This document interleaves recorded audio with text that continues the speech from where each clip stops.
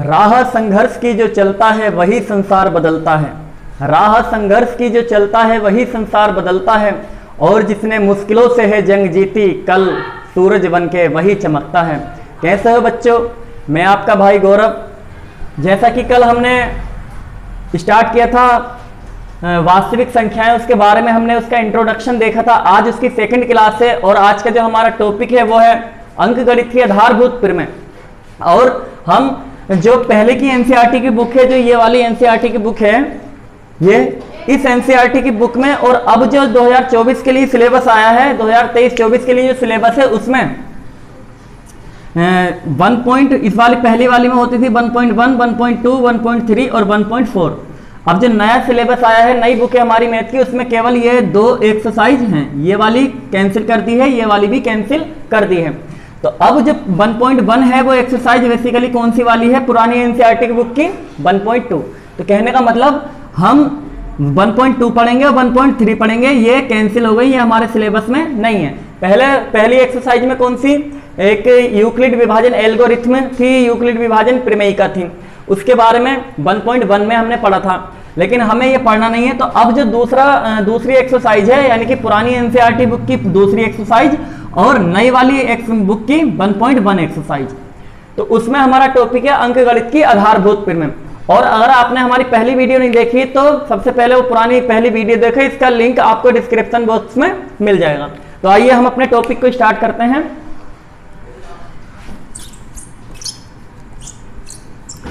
अंकगणित की आधारभूत प्रमेय क्या होती है? अंकगणित की आधारभूत प्रमेय लिखा कि प्रत्येक भाज्य संख्या को अभाज्य संख्याओं के एक गुणनफल के रूप में व्यक्त या गुणनखंडित किया जा सकता है, तथा यह गुणनखंडन अभाज्य गुणनखंडों के आने वाले क्रम के बिना अद्वितीय होता है। क्या मतलब है इसका? जैसे हमारे पास कोई भी एक भाज्य संख्या है, जैसे कि हमारे पास भाज्य संख्या जैसे 210, हमारे पास ही भाज्य संख्या 210। अब इसके क्या कर दो, अभाज्य गुणनखंड कर दो, जो कि हमने पुराने छोटी छोटी क्लासों में 5वीं 6ठी क्लासों में बहुत किए हैं। ये अभाज्य गुणनखंड यानी कि 2 से काट दो, 2 एकम 2, डबल संख्या कटेगी तो 0 लगा लो, 2 पंजे 10, फिर 5 से काट दो, 5 दूनी 10, 5 एकम 5, फिर 3 से काट लो, 3 सत्ते 21, और फिर 7 से काट दो, 7 एकम 7। यानी कि 210 के हमने जो अभाज्य गुणनखंड लिख दिए वो लिख दिए 2, 5, 3 और 7। तो पहली जो बात है, प्रत्येक भाज्य संख्या को अभाज्य संख्याओं के एक गुणनफल के रूप में व्यक्त या गुणनखंडित किया जा सकता है, उसका मतलब ये हो गया, यानी कि जो हमारी ये भाज्य संख्या है, इस भाज्य संख्या को हमने अभाज्य गुणनखंड, यानी कि 2 अभाज्य है, 5 अभाज्य है, 3 अभाज्य है, 7 अभाज्य संख्या है, इनको हमने इस संख्या को, भाज्य संख्या को अभाज्य संख्याओं के गुणनफल के रूप में व्यक्त कर लिया। अब जो है इसके बाद जो बात है हमारी क्या है, तथा यह अभाज्य गुणनखंड, यानी कि ये जो अभाज्य गुणनखंड आए हैं, गुणनखंडों के आने वाले क्रम के बिना अद्वितीय होता है। कहने का मतलब इसमें कोई क्रम का रोल नहीं है। मान के चलो जैसे कि 210 का भी हमने फैक्टर किए, तो पहले हमने 5 से कर लो, जैसे यहाँ 2 से की मैंने, अब 5 से कर ली, 5 चौक 20, 1 बचा, 5 दूनी 10, अब मैंने 2 से काट दिया, 2 दूनी 4, 2 एकम 2, 7 से काट दो, 7 तिया 21, और 3 से काट लो, 3 एकम 3। यानी कहने का मतलब अब जो आ गए वो आ गए 5 गुणा 2 गुणा 7 गुणा 3। किसी का मन करे कि पहले 2 से काट लो, किसी का मन करे पहले 3 से काट लो, तो वो काट सकता है। यानी कि इनमें कोई क्रम की जरूरत नहीं है, जैसा क्रम तुम रखना चाहो वो रख लो। तुम्हारा मन कर रहा है कि 3 को पहले रख लें, 5 को बाद में, 7 को इधर और 2 को लास्ट में कर दो, कोई दिक्कत की बात नहीं है। यही बात है कि आने वाले क्रम के बिना, यानी कि कोई भी क्रम आ रहा है उसके बिना अद्वितीय होता है। कहने का मतलब अद्वितीय का मतलब, द्वितीय का मतलब 2 होता, आगे लगा दिया, कहने का मतलब 2 नहीं, केवल एक ही है। मतलब सारे इन सब का मतलब क्या है, एक ही हमारे पास है।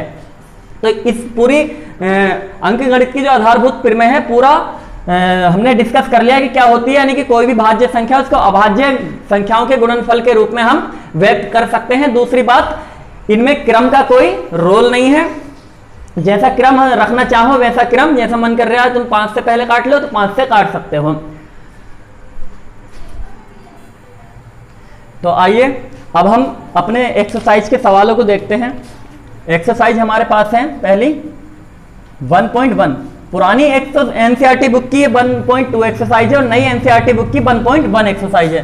तो पहला सवाल, पहले नंबर का पहला सवाल है जो कि हमारे पास है 140, और दूसरा सवाल बाद में देखते हैं। तो इसके हमें क्या करना है, अभाज्य गुणनखंड करने हैं पहले, यानी कि 140 के अभाज्य गुणनखंड कर दो, 2 से काट दो, 2 सत्ते 14, 0 आ गया, फिर 2 से काट लो, 2 तिया 6, 5 बचा, 1 बचा, हो गया 10, 2 पंजे 10, फिर 5 से काट दो, 5 सत्ते 35, फिर 7 से काट दो, 7 एकम 7, यानी कि इस 140 को हमने कैसे लिख दिया, 2 गुणा 2 गुणा 5 और गुणा 7, यानी कि 140 बराबर, अब ये 2 जो है 2 बार आया तो इसको हम लिख सकते हैं 2 की पावर 2 और गुणा ये 5 और गुणा 7, ये इसका हमारा आंसर हो गया।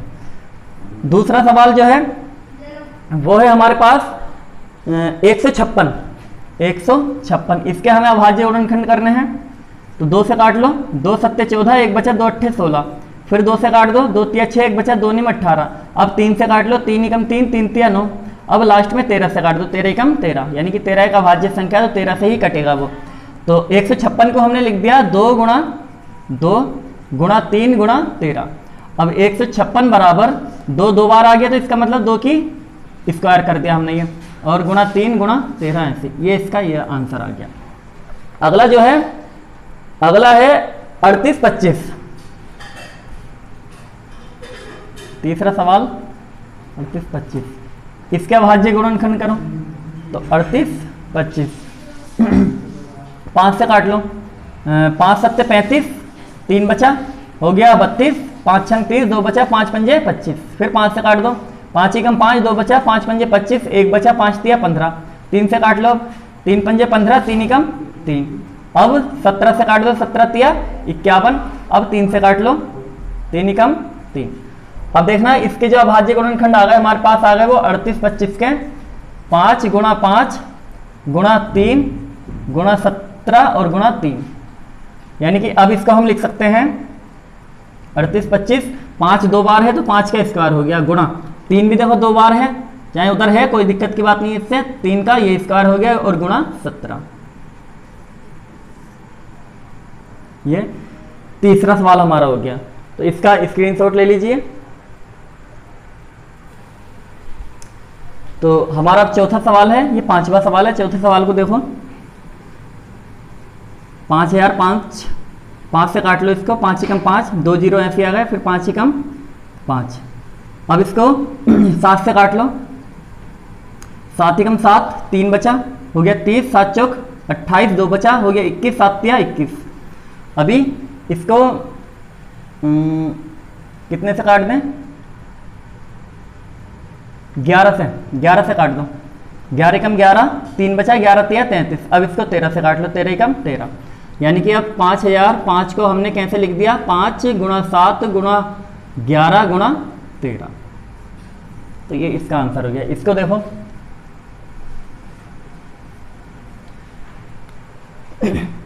इसको काटो 17 से,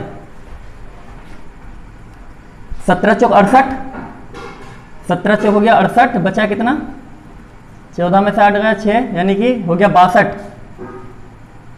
17 तिया 51, 51 को 62 में से घटा लो, कितना बचा 11, 11 आ गया, इधर हो गया 119, 17 सत्ते 119, ये आ गया। अब इसको काटो 19 से, तो 19 दूनी 38, 19 से काटोगे 19 दूनी 38, बचा कितना, 13 में से 8 गया, 5 बचा, हो गया इधर 5 आ गया, हो गया 57, 19 दिया 57, अब 23 से काट दो, 23 कम 23, तो यानी कि 74 29 को हमने क्या लिख दिया, 17 गुणा 19 और गुणा 23, ये इसका आंसर ये हो गया। अभी इसका स्क्रीनशॉट ले लो। तो आइए, अब नंबर 1 के हमारे सारे सवाल खत्म हो गए। अभी जो नंबर 2 है, नंबर 2 में क्वेश्चन है कि पूर्णांकों के निम्नलिखित युग्मों के HCF और LCM ज्ञात कीजिए तथा इनकी जांच कीजिए कि दो संख्याओं का गुणनफल बराबर HCF गुणा LCM है। अब सबसे पहले हम देखेंगे HCF क्या होता है और LCM क्या होता है। HCF और LCM, HCF की फुल फॉर्म होती है हाईएस्ट कॉमन फैक्टर, हिंदी में बोलते हैं इसको मासा, यानी कि महत्तम समाप वर्तक, महत्तम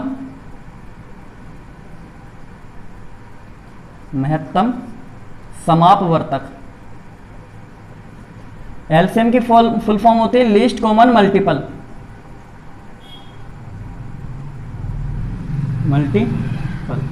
यानी हिंदी में बोलेंगे लासा, यानी कि लघुत्तम समापवर्तक, लघुत्तम समापवर्तक। अब इसका मतलब क्या है, यानी कि कोई दो संख्या हमारे पास है, कोई भी दो संख्या हमारे पास है, महत्तम समापवर्तक या हाईएस्ट कॉमन फैक्टर या मासा। तो क्या होता है, कोई भी दो संख्या दो से ज्यादा भी हो सकती हैं, यानी कि वो सबसे उन संख्याओं का, जैसे मान के चलो हमारे पास है एक 21 और एक हमने ले ली ये 7 ले लिया, 21 और 7 नहीं 15 14 ले लो, ये है 21 और 14, ये दो संख्या है हमारे पास।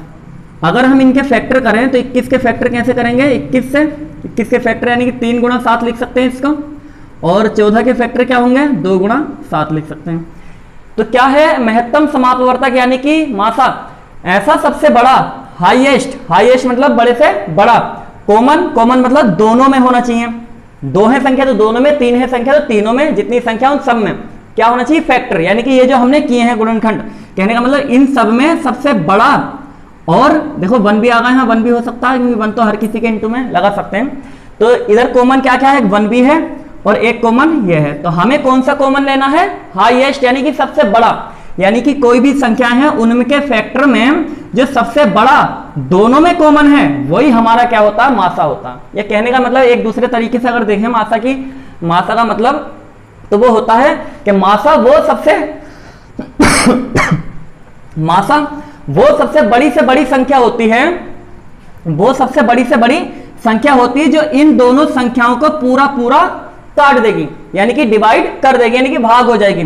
जैसे 21 और 14 का मासा कितना है, 7 है। 7 एक ऐसी सबसे बड़ी से बड़ी संख्या है जो 21 को भी काटेगा और 14 को भी काटेगा। इससे बड़ा कोई नहीं होगा, 7 से बड़ा कोई भी नहीं होगा जो दोनों को काट सके।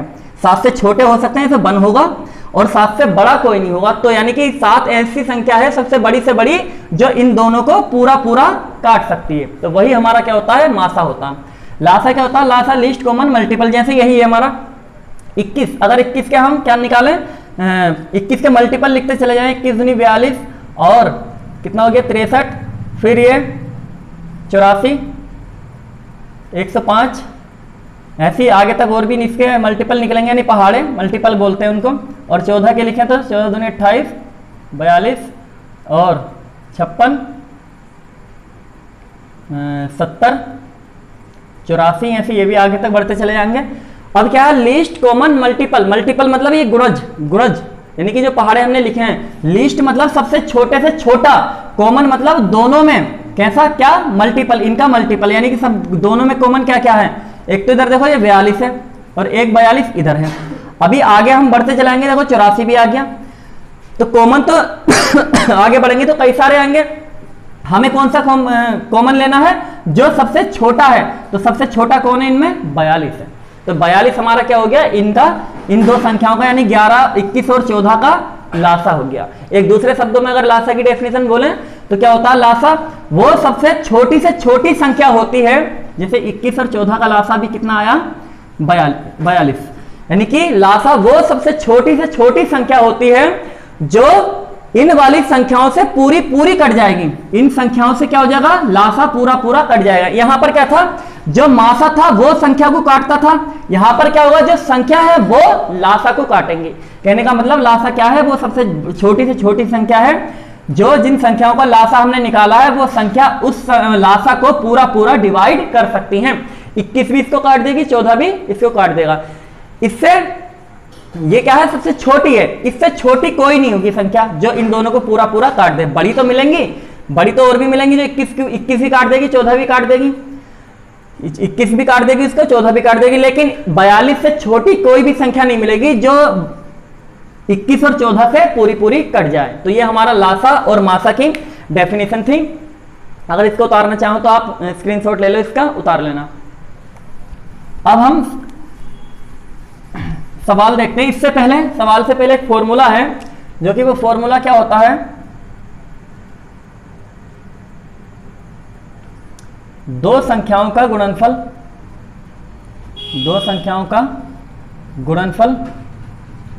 दो संख्या का गुणनफल बराबर होता है एलसीएम गुणा एचसीएफ। यानी कि जिन भी संख्या, जैसे अभी 21 और 14 का हमने क्या निकाला, एलसीएम निकाला, ये पहली संख्या हो गई हमारे पास, पहली संख्या, और ये दूसरी संख्या। इसका एचसीएफ अभी निकाला हमने, कितना आया था 7। एलसीएम अभी हमने निकाला इसका, वो कितना आया 42। कहने का मतलब दो संख्याओं का गुणनफल, इन दोनों का गुणनफल अगर इन दोनों की गुणा करें, 14 कम 14, 14 दूनी 28 और 1 29, यानी कि 284 आ गया। और अगर हम इन एलसीएम और एचसीएफ की गुणा करें, यानी कि 42 और 7 की गुणा करें, तो भी यही आएगा 7 दूनी 14 और 7 चौक 28 और 1 29, दोनों से क्या आ रहा है बराबर। तो कहने का मतलब यहां से ये आ गया, जो दो संख्याओं का गुणनफल बराबर होता है उन संख्याओं के मासा के और लासा के बराबर। तो ये हमारा फॉर्मूला है, इस फॉर्मूले से हमें सवालों को करना है। तो दूसरे नंबर का पहला सवाल है हमारे पास, दूसरे नंबर का पहला सवाल जो कि है 26 और 91। अब इसका क्या निकालो, लासा निकालो पहले, फिर मासा निकालो। तो लासा निकाल लो या मासा निकाल लो पहले। तो कैसे निकालेंगे, 26 और 91 के फैक्टर कर लो इधर साइड में, 2 से काट दो, 2 एकम 2, 2 तिया 6, लास्ट में 13 से काट दो, 13 एकम 13। इसको भी काट लो, कितने से काट दो इसको, 7 से काट दो, 7 एकम 7, 2 बचा, 7 तिया 21, फिर इसको 13 से काट दो, 13 एकम 13। यानी कि 26 के फैक्टर किया हमने तो कितना आया 2 गुणा 13, और 7 के फैक्टर किए हमने, सॉरी 91 के फैक्टर किए तो कितना आया 7 गुणा 13। तो हमें क्या निकालना है, एचसीएफ निकाल लो और एलसीएम। एचसीएफ ऐसे क्या होता है, अगर फैक्टर से हम देखें जो कॉमन है, जो दोनों में कॉमन है और सबसे बड़ा, वो तो क्या हो जाता है एचसीएफ। तो 13 क्या हो गया इसमें एचसीएफ, और एलसीएम क्या होता है एलसीएम। एलसीएम मतलब जो एचसीएफ निकालने के लिए जो कॉमन है दोनों में वही लेना पड़ता है, बस जो कॉमन है दोनों में वही, जो दोनों में कॉमन है वही लेना पड़ता है एचसीएफ निकालने के लिए। और एलसीएम निकालने के लिए जो कॉमन है उसे भी लो एक बार, और जो बाकी के बचे उन्हें भी साथ में गुणा में लिख लो, तो ये एलसीएम निकल जाएगा इसका। तो गुणा कर लो, 13 दूनी 26, 26 की साथ में करो, 13 दूनी 26, 7 छंग 42, 7 दूनी 14, 14 4 18, यानी कि एलसीएम इसका आ गया 182, 182 एलसीएम आ गया। अब तो एलसीएम ज्ञात हो गया, यही पूछा था हमने के, कह रहा कि दो पूर्णांकों के निम्नलिखित युग्मों के एचसीएफ और एलसीएम ज्ञात कीजिए। एलसीएम और एचसीएफ ज्ञात हो गए, इसके बाद इनकी जांच करनी है कि दो संख्याओं का गुणनफल बराबर एचसीएफ गुणा एलसीएम है या नहीं है, कि यानी कि ये फॉर्मूला है ठीक है या नहीं है, इस सवाल से हमें ये जांच करनी है। तो यहां लिखोगे जांच, दो संख्याओं का गुणनफल बराबर एलसीएम गुणा एचसीएफ। दो संख्याओं का गुणनफल, दो संख्या कौन कौन है हमारे पास 26 और 91, तो 26 लिखा गुणा 91 बराबर एलसीएम गुणा एचसीएफ। एलसीएम कितना आया 182 गुणा एचसीएफ कितना आया 13। तो इन दोनों की गुणा क्या आनी चाहिए, बराबर आनी चाहिए, तब तो जांच ठीक है वरना गलत है। तो गुणा करो, यानी कि 91 की 26 में करो गुणा, तो 6 कम 6, 6 निम 54, फिर 2 एकम 2, 2 निम 18, तो गुणा कितनी आ गई है 2366 आ गया इन दोनों की गुणा करके 2366। अब ये भी 2366 ही आना चाहिए, यानी कि 182 की गुणा करी हमने 13 में, 3 दूनी 6, 3 8 24, 3 एकम 3 2 5, 8 5 13 और ये 2, यानी कि ये भी 2366 आ गया। यानी कि हमारा जो फॉर्मूला लिखा था ये फॉर्मूला ठीक है, यानी कि ये बात सच होती है कि दो संख्याओं का गुणनफल बराबर होता है एलसीएम गुणा एचसीएफ। तो आज के लिए इतना ही, बाकी इसके आप एक सवाल मैंने करा दिया, दूसरा और तीसरा बचा है, वो आप करके देखना और एग्जाम्पल वगैरह इसके कर लेना। बाकी आज के लिए इतना ही। और अगर आप हमारे चैनल पर नए हैं तो पहले क्या करें, जो इससे पीछे की वीडियो थी उसको आप देखें, उसका लिंक आपको डिस्क्रिप्शन बॉक्स में मिल जाएगा। तो आज के लिए इतना ही, नमस्कार।